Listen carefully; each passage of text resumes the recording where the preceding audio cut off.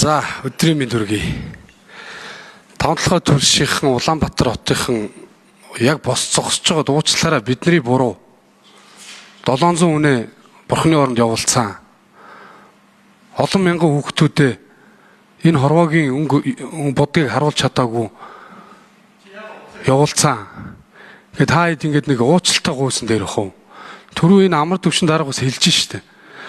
Уу шиг шүүж чадахгүй шууд цус руу орж байгаа гэдээ яриад штэ.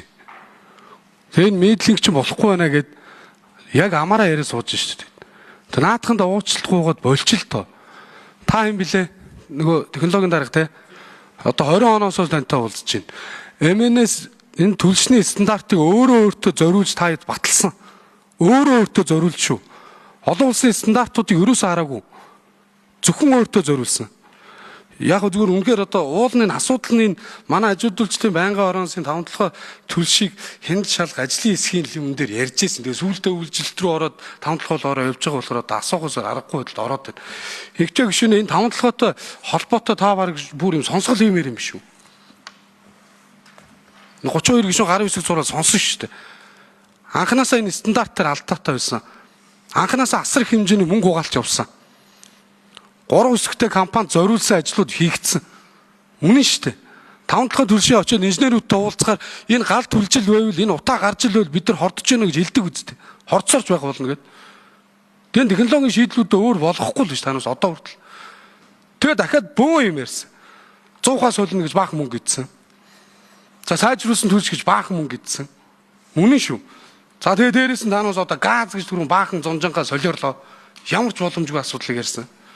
Одоо дээрээс нь ингээд хагас кокс нүрс хятадаас 226 тэрбум төгрөгээр авна гэд ичхгүй яриа сууж та Монгол хүмүүс шүү дээ бид нэр. Та хэд босч ирээд нэр уучлаарай гэж болж л тоо. Айгу инээдтэй биш тийм ингээд залуу хүмүүс адилхан. Дахиад ингээд олон монголчуудыг олон улаанбаатарчуудыг хордуулаад алах гэдэг юм. Одоо болилтой хэдүүлээ. Утааны сонсгол дээрээс бүх нийтээр л ярьсан шүү дээ. Тэг ямар шийдэл байхгүй. Өнөөдөр та 3 номер захирал шийдлээ гаргаад хэлэх хэрэгтэй шүү. Энэ бүтэхгүй юм байна. Яг бид нар ингээ монголчуудыг алаад байна. Тэгэхээр хэдүүлээ болиё. Та нарт станцаа бариад чадвал чад нэг бол сэргээгдэхээр яваад энийг шийдвэрлэгээ зөрөгтэй шийдвэрүүдээ та хэлэлтэй. Улаанбаатар хот дээр тэр олон улсын нүбтэй хамтарч баахан энтентхийн дүүргүүдэд тэр 3 кВт-ийн сэргээгдэх эрчим хүчний асар хэмжээний мөнгө үрсэн. Эдэн дүүрг үрсэн. Үр дүн чи юу гарсан? Тэрийг хэлээд өгч. Би нэг 5 айлд дээр туршаад үр дүн гаргачаад байна ядаж.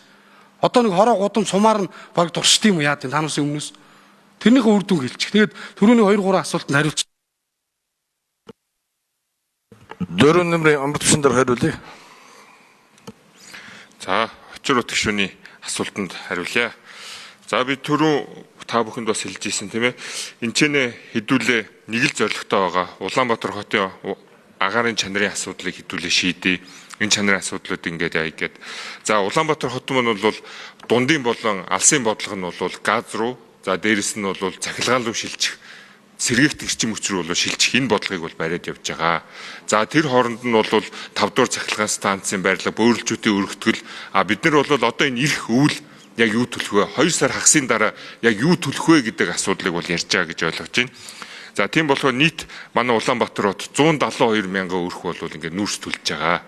За тэр нь бол одоо бид нэр энэ мидлингийг алтаар холсон ч гэсэн энэ дэвшилт бол гарахгүй. Энэ бол дээд зэгтээ бол тулцсан. Инээс дээш явах нь бид нар бол 95% буюу түүхийн бүтээгдэхүүнээс солио. Түүхийн бүтээгдэхүүн бид нар хагас коксоор солио. За энэ бол эрдэм шинжилгээний хэн ч гэсэн биднийг зөвлөж байгаа, эрдэмтэд зөвлөж байгаа, лабораториуд ч гэсэн шинжилгээний хариуг гаргацсан ингэ явж байгаа. Хагас кокс.